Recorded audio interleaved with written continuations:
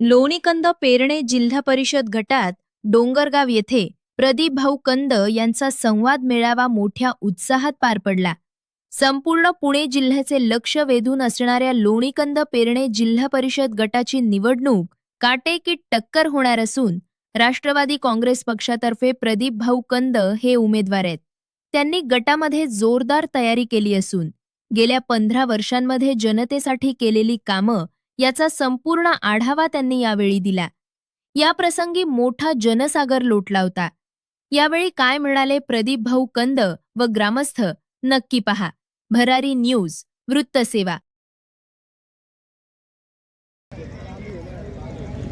10 दिवसानंतर होणारा जिल्हा परिषद सदस्य कोण आणि पंचायत समिती कोण विजयी होणार याचा खऱ्या अर्थानं भाकीत ह्या डोंगरगावकरांच्या उपस्थितीमध्ये झालं. आणि ती उपस्थित सर्व जनता, भीमा आणि इंद्रायणी काठावरची लोक, सर्व शेतकरी वर्ग, सर्व युवा वर्ग, सर्व 18 पगड जातीचे सर्व धर्मातील लोक आज येणाऱ्या 5 तारखेला मतातून आणि येणाऱ्या 7 तारखेला निकालातून पुणे जिल्ह्यातला ऐतिहासिक असा निकाल हा लागणार आहे.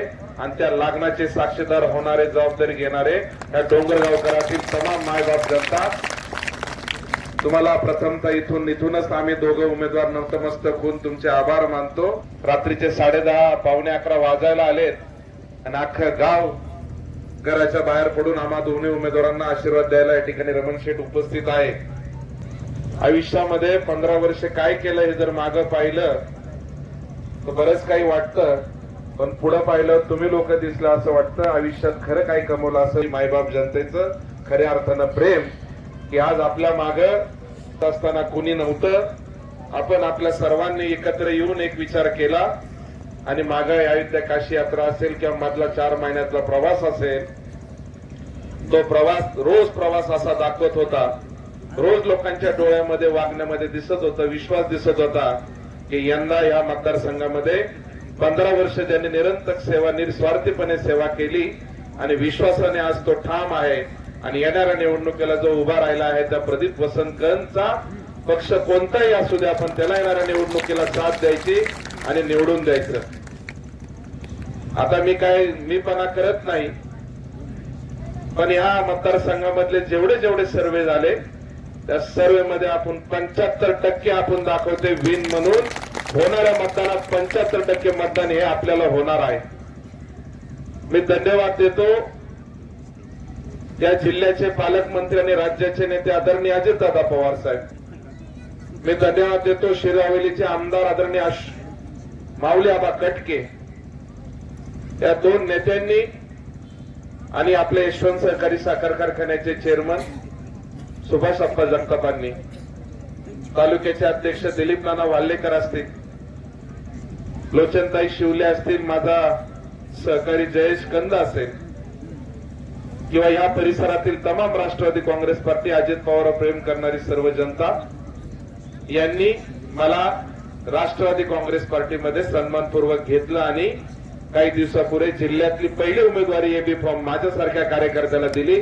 त्याबद्दल मी तमाम पेरणे लोणीकंद जिल्हा परिषद गटातील तमाम जनतेच्या वतीने मी या नेत्यांचे मनापासून आभार मानतो.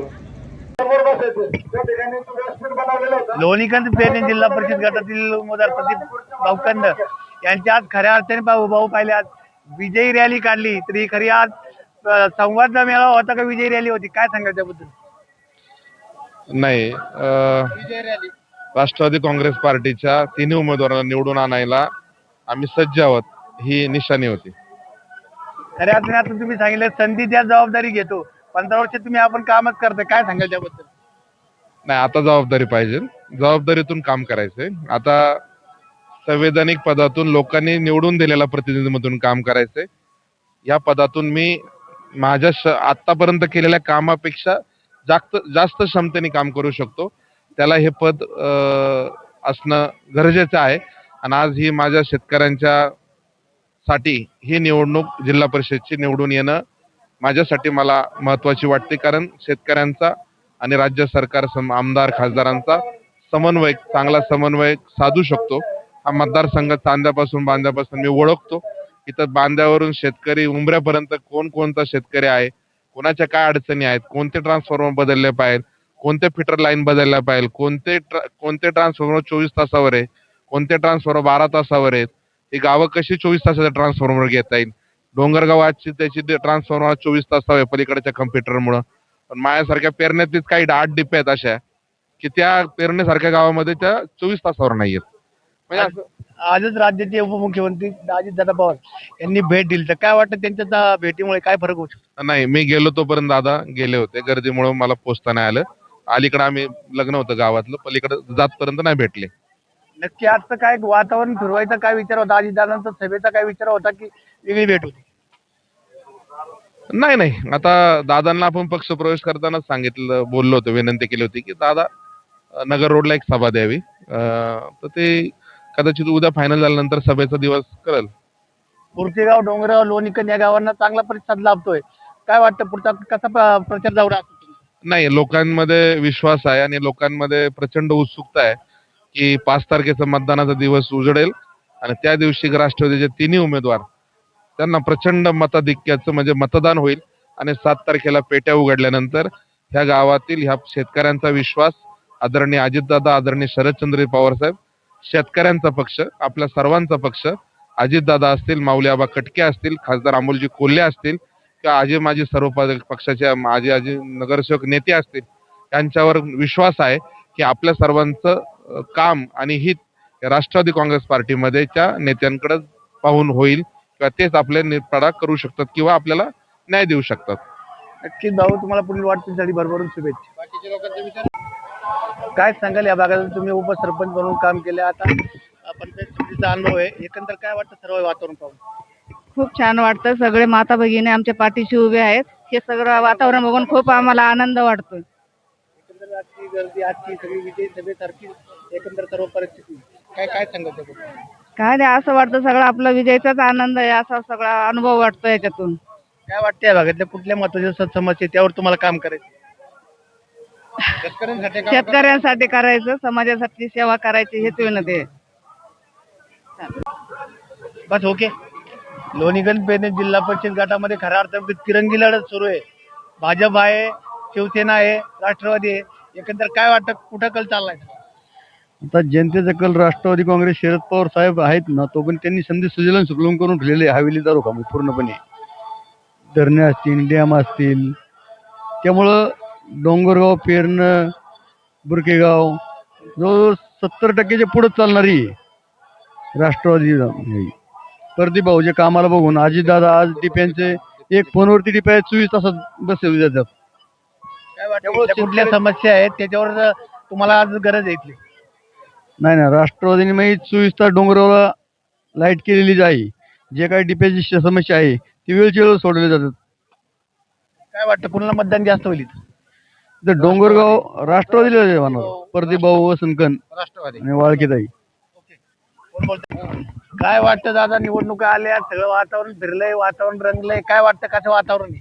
सध्या तरी वातावरण राष्ट्रवादी शरदचंद्रजी पवार या पक्षाच्या बाजूने जास्त दिसतंय. काय वाटतं पुन्हा मतदान होईल जास्त? इकडलं मतदान जवळजवळ 70% घड्याळाच्या बाजूने कल दिसतोय. प्रदीप भाऊ, वसंत कंद आणि संगीताताई वाळके, पंचायत समिती. का बरं येतात काय होईल? नाही काय, प्रदीप भाऊचं काम गेले 15 वर्ष ते या भागामध्ये सातत्याने लोकांच्या सुखदुःखात, कोणाच्या म्हणजे कोणाच्या आर्थिक अडचण किंवा काय अडचण, कोणाची काय दवाखान्याचे किंवा काय असेल तर ते वेळच्या वेळेस प्रत्येक गावात त्यांचं म्हणजे सहकार्य आहे. बाकीच्या उमेदवारांचं काय वाटतं? बाकीचं नाही सांगू शकत मी, पण एक भाऊंचं काम चांगलंच आहे आमच्याकडं, त्याच्यामुळं भाऊला आम्ही विसरू शकत नाही. निवडणुकांचं वारं सुरू आहे, सगळी दामधूम सुरू आहे, काय सांगायला कुणाचं इकडे जास्त वार आहे?